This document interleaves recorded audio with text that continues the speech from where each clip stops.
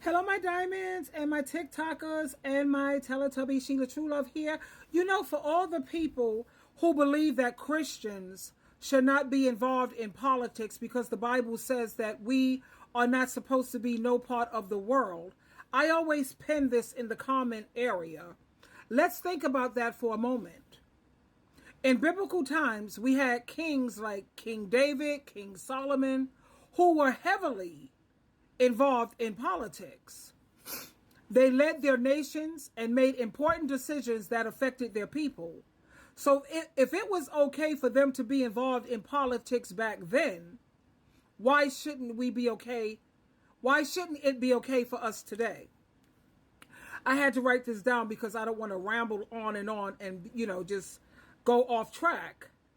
We can use our voices to advocate for justice, equality, and other important issues that align with our faith. Of course, my ultimate allegiance is always going to belong to Jehovah God and Jesus Christ and his kingdom and their right to rule. I believe that Christians should get involved because we should follow the example of kings like King David and Solomon and use our influence for what's good. So let's always remember that King Solomon and King David were knee deep in politics and they had God's favor and were really big deals in the Bible. Maybe we're meant to be the Esthers or the Nehemiahs of our generation, standing up for justice and righteousness in a world that so desperately needs it. Just remember to keep your eyes on Jesus and keep your heart full of love even when things get crazy. So here's some examples. We have Queen Esther. She was a Jewish queen. That's politics. Today they call it queens, like the Queen of England, whatever. She was a Jewish queen who used her position to save her people when they were in danger, demonstrating beauty, humility, and courage. And then we have Priscilla. This is a woman in the New Testament. She's often described as a woman warrior for her courage and willingness to risk her life for the sake of others. She stands out as a woman warrior on a number of fronts. She was fearless. And then what about Deborah? Deborah is a strong woman in the Bible as well, who served as a judge and a prophetess and a priestess during the time of the judges. Deborah is also an example of successful female civil leadership. Romans chapter 13, verse 1, everyone must submit to governing authorities, for all authorities come from God, and those in positions of authority have been placed there by God. So for all people who their conscience don't feel really good when it comes to politics, I say let your conscience be your guide. Don't get involved and do you. Now, on another note, for the people who are posting things that they don't support Kamala, I suggest, and I'm always into people having their viewpoint. At the same time, it doesn't make any sense for women, especially women, sitting around trying to go against their own gender and support a gender that's trying to destroy women, that don't care about women. We've come a long way, and they're trying to take us back to the 1930s and the 1940s, and you honestly feel that there's not something wrong with you up here? When you want to support someone like Donald Trump, who don't really care about this country, he don't care about children, he don't care about hardworking people, he don't care about you, and he don't care about me. Not really. And all throughout history, we've had nothing but these men presidents, men. What's wrong with you?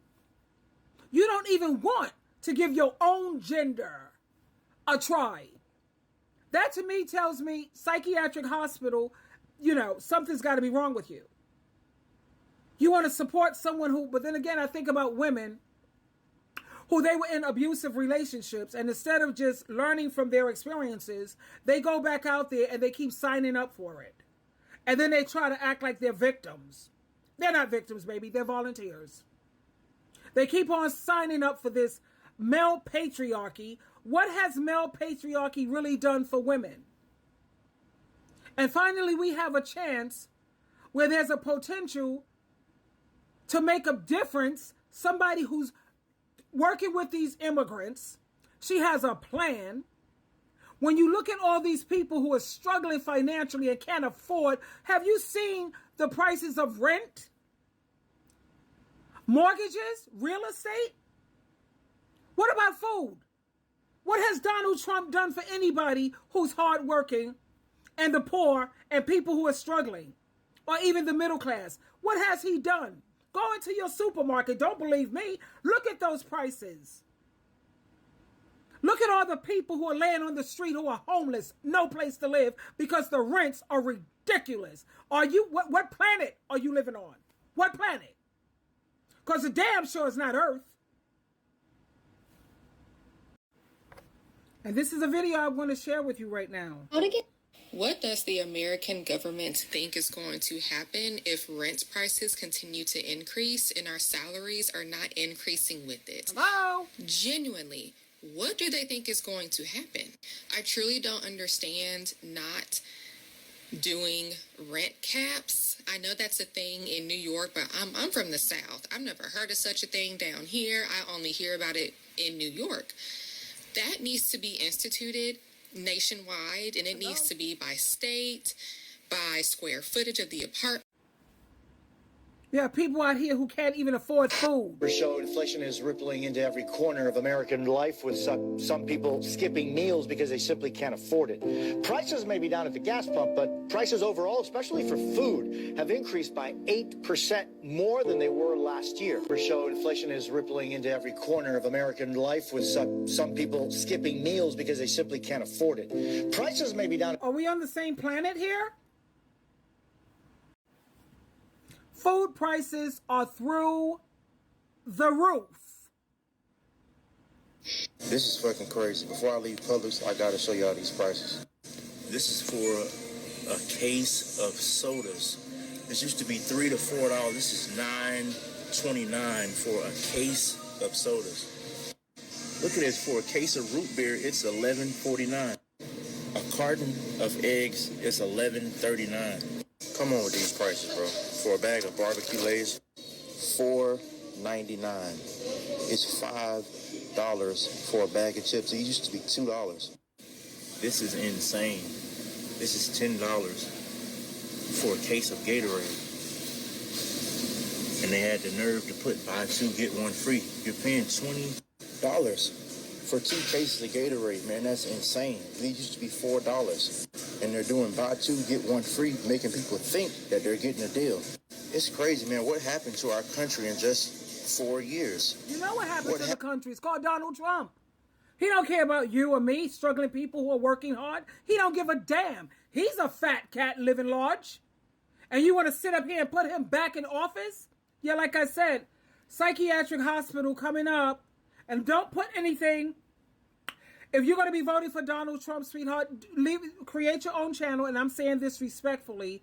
Don't put it here, because all that effort that you're going to put in writing it, I'm not only going to delete your comment, I'm going to block you.